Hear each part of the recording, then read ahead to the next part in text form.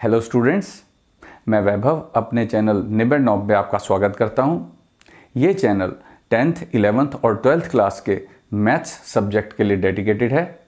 अगर आपको मेरा काम पसंद आए तो प्लीज़ वीडियोस को शेयर कीजिए, क्योंकि मेरा मोट्टो ही है क्वालिटी एजुकेशन सबका अधिकार।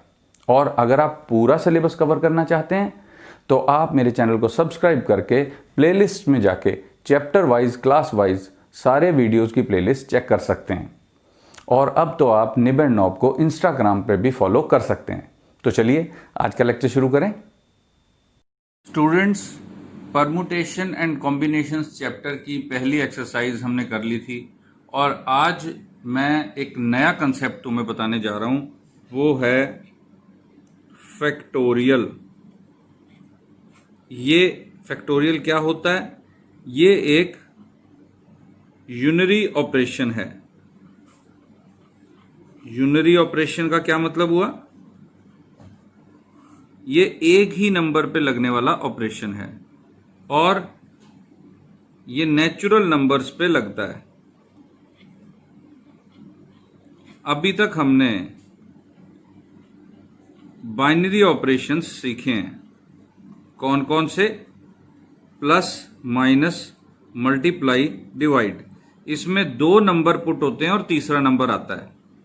ये होते हैं बाइनरी ऑपरेशन, टू नंबर्स से रिलेटेड, क्योंकि इसमें दो नंबर यूज होते हैं। यूनरी ऑपरेशन वो होते हैं जो एक ही नंबर जिसमें यूज किया जाता है। जैसे तुमने और कौन कौन से यूनरी ऑपरेशन सीखे हुए हैं? एक्स पावर एन, या फिर कह लो कि स्क्वायर रूट, क्यूब रूट, ये सारे यूनरी ऑपरेशन है। एक नंबर पुट करो, एक और नंबर आता है। ऐसे ही फैक्टोरियल है। तो फैक्टोरियल क्या होता है?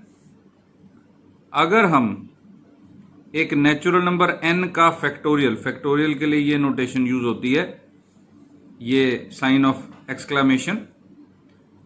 किसी नेचुरल नंबर n का फैक्टोरियल करते हैं तो हम क्या करते हैं? हम n के साथ n-1, n-2, n-3 करते करते 3 इंटू 2 इंटू 1, यानी 1 से लेके n तक के सारे नंबर्स का मल्टीप्लाई करते हैं।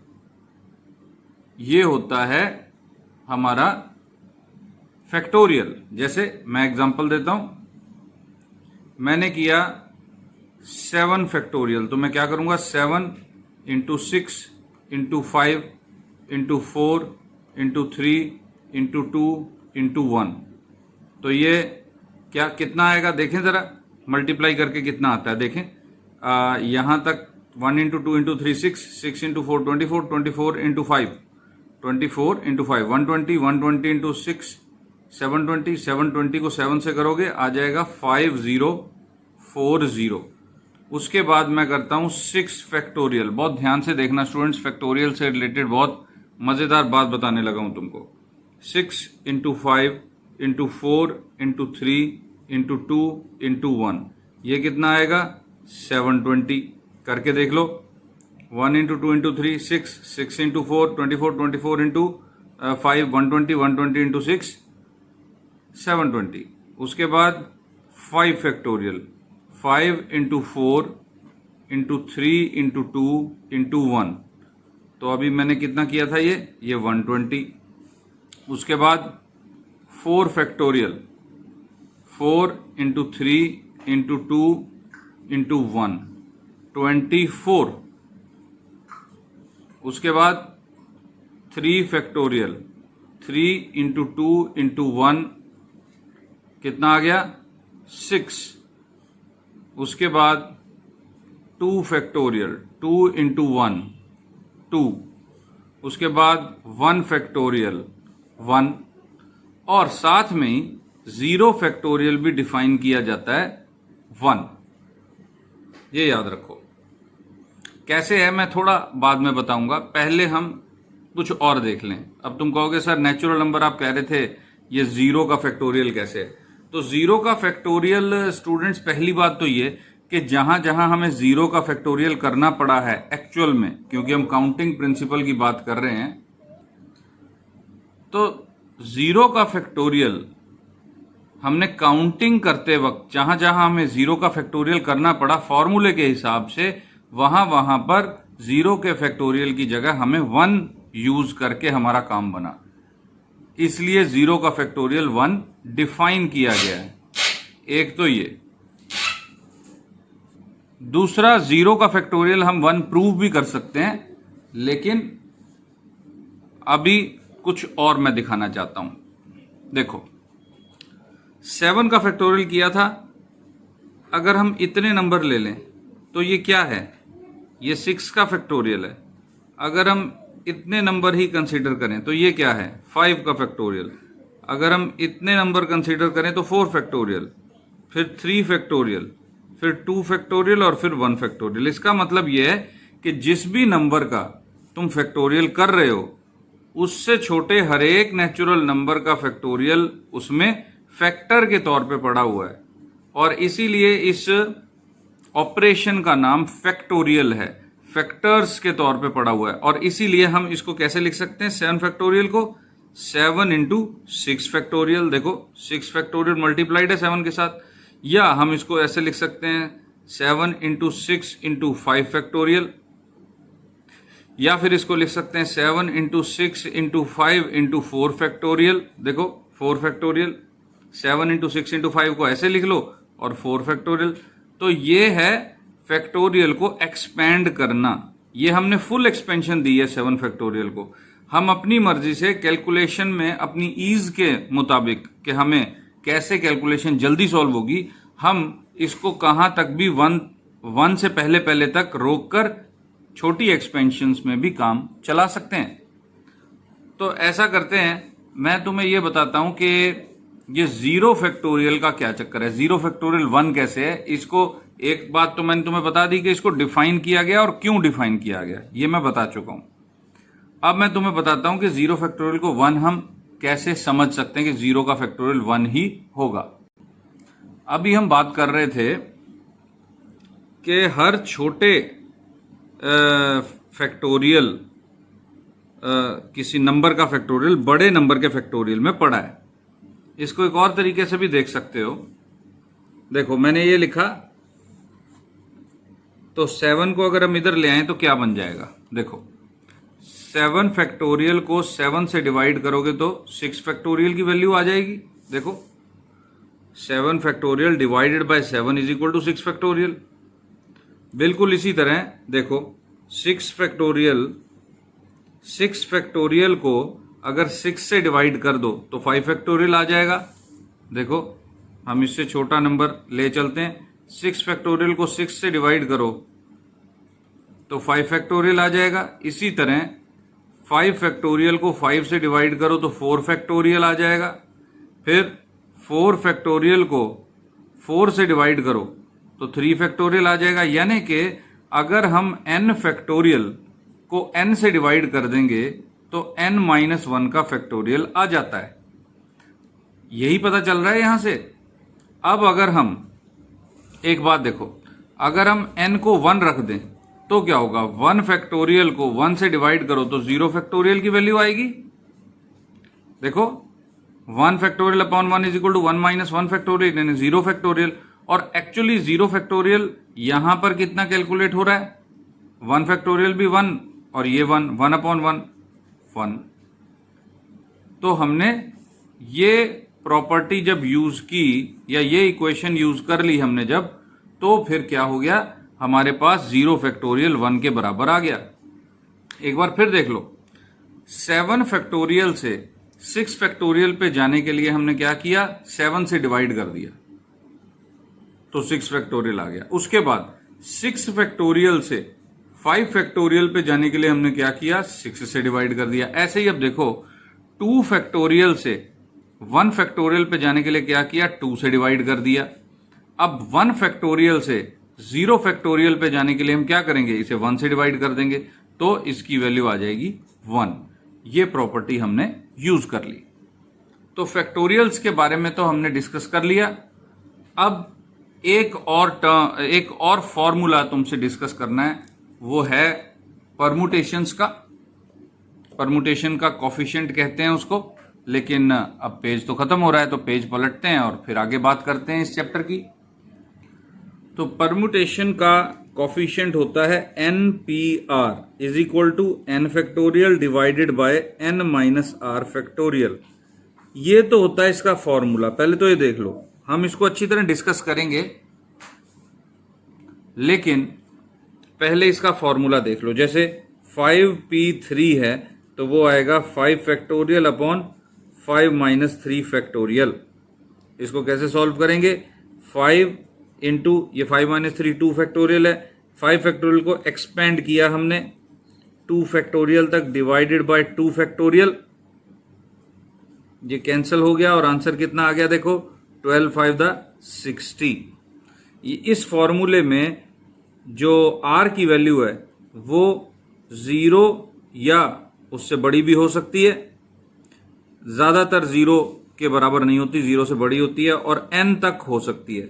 यानी कि इसको अगर भूल भी जाओ, क्योंकि यहां पर n और r दोनों क्या हैं? नेचुरल नंबर्स हैं, तो 0 से बड़ी कहना तो जरूरी नहीं भी है इतना, लेकिन r की वैल्यू n या उससे कम ही होगी। तो ये दोनों नेचुरल नंबर्स हैं। तो ये है क्या दरअसल?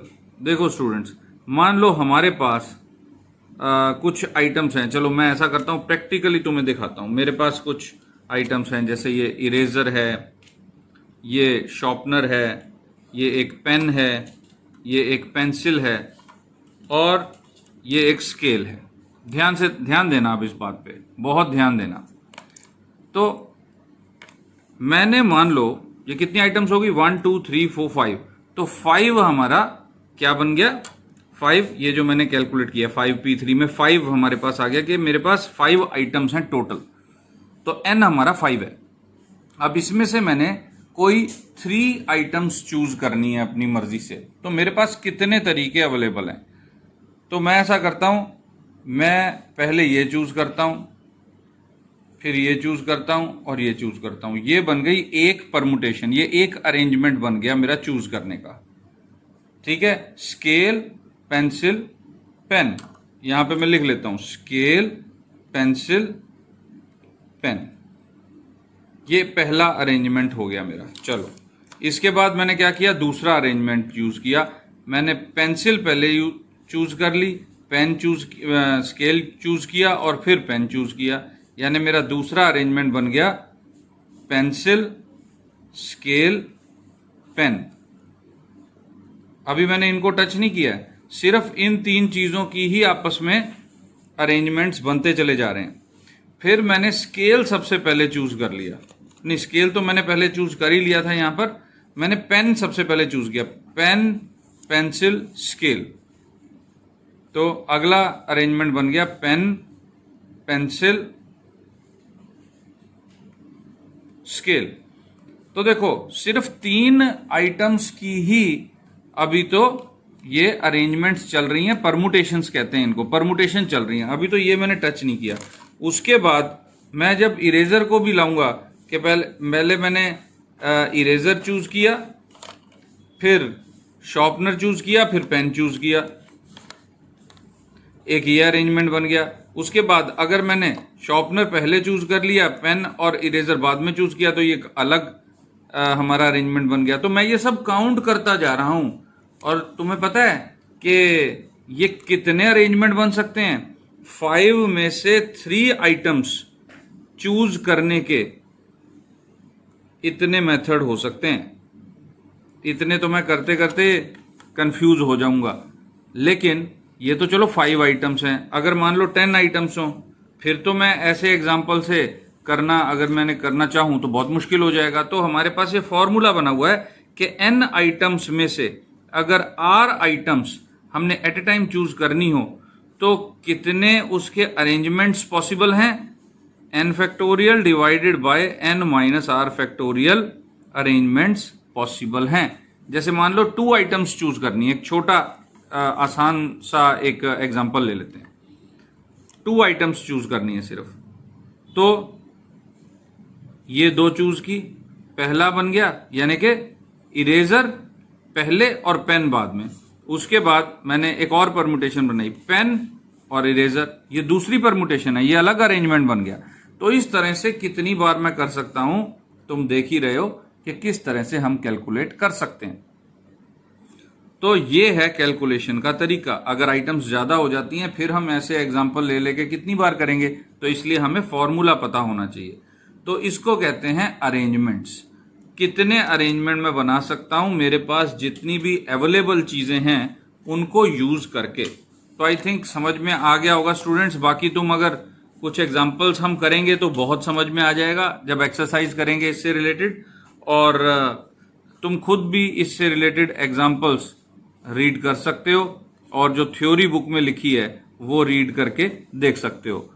परमुटेशंस का मतलब होता है कि कितने अरेंजमेंट्स हम बना सकते हैं जब हम n में से r आइटम्स एट ए टाइम चूज कर रहे हैं।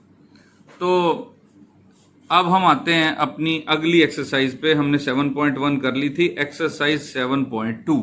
तो 7.2 का मैं पहला क्वेश्चन लिखता हूं। ये सब जो एक्सरसाइज के क्वेश्चन है फैक्टोरियल पे बेस्ड हैं। तो स्टूडेंट्स पहला क्वेश्चन है evaluate 8 factorial. Second part 4 factorial minus 3 factorial evaluate करना है हमने। तो सॉल्यूशन में first part 8 factorial is equal to 8 into 7 into 6 into 5 into 4 into 3 into 2 into 1। तो अभी हमने कैलकुलेट करके देखा था कि 7 फैक्टोरियल को कैलकुलेट किया था 5040। अब इसको 5040 को 8 से मल्टीप्लाई कर दो, 0 3240। तो 40320 ये है 8 का फैक्टोरियल। उसके बाद सेकंड पार्ट है 4 फैक्टोरियल माइनस 3 फैक्टोरियल। तो 4 फैक्टोरियल कितना होता है 4 into 3 into 2 into 1 minus 3 factorial कितना 3 इंटू 2 इंटू 1, यानी कि ये हो गया 24 माइनस 6 कितना हो गया 18। तो देखो स्टूडेंट्स 4 फैक्टोरियल माइनस 3 फैक्टोरियल जो है वो 18 है। हम ये बात सीख सकते हैं इस पार्ट से कि 4 माइनस 3 का फैक्टोरियल ये अलग है, ये कितना आएगा 1 आएगा, लेकिन 4 फैक्टोरियल माइनस 3 फैक्टोरियल 18 है, यानी कि फैक्टोरियल कॉमन नहीं निकल सकता है या फैक्टोरियल ब्रैकेट में मल्टीप्लाई नहीं हो सकता है। हम ये नहीं कह सकते 4 minus 3 factorial is equal to 4 factorial minus 3 factorial. 1 ये माइनस के ऊपर या प्लस के ऊपर, अगर प्लस भी हो तो फैक्टोरियल डिस्ट्रीब्यूट नहीं हो सकता, ये मल्टीप्लाई की तरह नहीं काम करता। जैसे कि ब्रैकेट के साथ ये मल्टीप्लाई में है तो ब्रैकेट खुल जाएगा, ऐसा नहीं होता। तो इसलिए यहां से हमें सीखने को मिला। अब हम चलते हैं क्वेश्चन नंबर 2 की तरफ। क्वेश्चन नंबर 2 है वही जो अभी मैं बात कर रहा था, is 3 factorial plus 4 factorial is equal to 7 factorial. तो तुम्हारा आंसर तो तुम्हें पता ही है नो, लेकिन हम इसको सॉल्व करके दिखाएंगे। Left hand side is equal to 3 factorial plus 4 factorial. 3 factorial कितना 6, 4 फैक्टोरियल कितना 24, ये तो आ गया 30। देखो कितना छोटा नंबर है। और तुम्हें पता है ना अब 7 फैक्टोरियल कितना आएगा, RHS is equal to 7 factorial is equal to 5040। तो देखो कितना फर्क है आपस में, कितना जबरदस्त फर्क है। Which implies LHS is not equal to RHS, means 3 factorial plus 4 factorial is not equal to 7 factorial। अब थर्ड क्वेश्चन क्या है, थर्ड क्वेश्चन में हमें इवेल्युएट करना है। मैं सीधा सोल्यूशन लिख रहा हूं, 8 factorial divided bye 6 factorial 2 factorial को सॉल्व करना है। तो हम अब 8 फैक्टोरियल को एक्सपेंड करेंगे 7 इंटू 6 फैक्टोरियल तक। नीचे जब 2 फैक्टोरियल हो तो बड़े नंबर के फैक्टोरियल तक एक्सपेंड करते हैं ताकि हमें ज्यादा कैलकुलेशन से हम बच सकें। क्योंकि देखो 6 फैक्टोरियल तो कैंसिल हो गया, ये आ गया 8 इंटू 7 अपॉन 2, 2 फैक्टोरियल की वैल्यू 2, 2 कैंसिल हो गया 4, तो ये आ गया 28। तो इस तरह से बहुत ज्यादा यूज करना पड़ेगा फैक्टोरियल की एक्सपेंशन को, लेकिन ये ध्यान रखना है कि बड़े नंबर की फैक्टोरियल तक ही एक्सपेंड करना है ताकि जल्दी से जल्दी हम सॉल्व कर सकें। तो अब हम चलते हैं क्वेश्चन नंबर 4 पे, लेकिन मेरा पेज खत्म हो रहा है, पेज पलटते हैं फिर आगे चलते हैं। तो स्टूडेंट्स ये है question number 4, if 1/6 factorial plus 1/7 factorial is equal to x/8 factorial, find x। तो हमने स्टार्ट किया, हमें जो गिवन है हमने लिख लिया 1/6 factorial plus 1/7 factorial is equal to x/8 factorial. अब इनमें सबसे छोटा फैक्टोरियल कौन सा है? 6 फैक्टोरियल। हम जानते हैं कि 7 फैक्टोरियल में भी 6 फैक्टोरियल है और 8 फैक्टोरियल में भी 6 फैक्टोरियल है। तो हम उसी तरह लिखेंगे इसको 1/6 फैक्टोरियल प्लस 1/7 इंटू 6 फैक्टोरियल लिख सकते हैं 7 फैक्टोरियल को, is equal to x/8 into 7 into 6 factorial लिखा जा सकता है 8 फैक्टोरियल को। अब 6 फैक्टोरियल से मल्टीप्लाई कर दो सारी इक्वेशन को, तो ये 1 रह जाएगा plus 1/7 is equal to x/56। 8/7, 8 into 7 56, 6 factorial cancel हो गया। हमने पूरी इक्वेशन को 6 फैक्टोरियल से मल्टीप्लाई कर दिया। अब इसमें से x फाइंड आउट करना क्या मुश्किल है, देखो करें। देखो अब 7 यहां पे एलसीएम आ गया, 7 plus 1 is equal to x/56। ये 7 यहां से कैंसिल हुआ, 8 तो ये भी 8 है, 8 इज इक्वल टू x/8। तो यहां से आ गया x इज इक्वल टू 64। तो ये हमारा आ गया आंसर। और इसके बाद अब हम चलते हैं क्वेश्चन नंबर 5 पर। तो क्वेश्चन नंबर 5 क्या कहता है? क्वेश्चन नंबर 5 दो पार्ट्स में है। पहले पार्ट में हमें कह रखा है कि n की वैल्यू है 6 और r की वैल्यू है 2, और हमने करना क्या है? हमने कैलकुलेट करना है n factorial divided by n minus r factorial. Question में कह रखा है फाइंड दिस। पहले पार्ट में n और r की ये वैल्यू दी हुई है, तो पुट कर देते हैं 6 factorial divided bye 6 minus 2 factorial, यानी कितना आ जाएगा? 6 factorial divided by 4 factorial. 6 into 5 into 4 factorial, expand किया हमने बड़े फैक्टोरियल को और हमारे पास आंसर आ गया 30। सेकेंड पार्ट में हमें कह रखा है n is equal to 9, r is equal to 5। तो n factorial divided by n minus r factorial कितना आएगा? 9 factorial divided by 9 minus 5 factorial means 9 factorial divided by 4 factorial. तो अब 9 फैक्टोरियल को 4 फैक्टोरियल तक एक्सपेंड करना ही पड़ेगा हमको। 7, 6, 5, 4 अपॉन 4, तो ये कैंसिल हुआ। अब इनको मल्टीप्लाई करके लिखना है। चलो हम 2-3 स्टेप करेंगे, मल्टीप्लाई कर लेंगे। देखो 5 इंटू 6 30, 30 इंटू 7 210, तो ये 210 आ गया। और 9 इंटू 8 72, 72 इंटू 210 कितना आएगा? मल्टीप्लाई करके देख लेते हैं, बड़ा आसान काम है। तो 72 इंटू 21 करते हैं। पहले तो 72 आ गया, फिर 4 और फिर 14, 2 1 5 1, तो ये आ गया 15120। तो स्टूडेंट्स मल्टीप्लाई लंबे लंबे लग जरूर रहे हैं, लेकिन मुश्किल नहीं है बिल्कुल भी। तो तुमने ये मैंने एक्सरसाइज 7.2 तो सॉल्व करके दिखा दी तुमको। अब अगर मैं बताऊं कि 7.2 से पहले जो एक एग्जाम्पल है, एग्जाम्पल नंबर 5, 6, 7 एंड 8, वो जरूर करनी है। कौन कौन सी? एग्जाम्पल नंबर 5, 6, 7 और 8, इस एक्सरसाइज 7.2 से पहले इनकी अच्छी तरह प्रैक्टिस करनी है।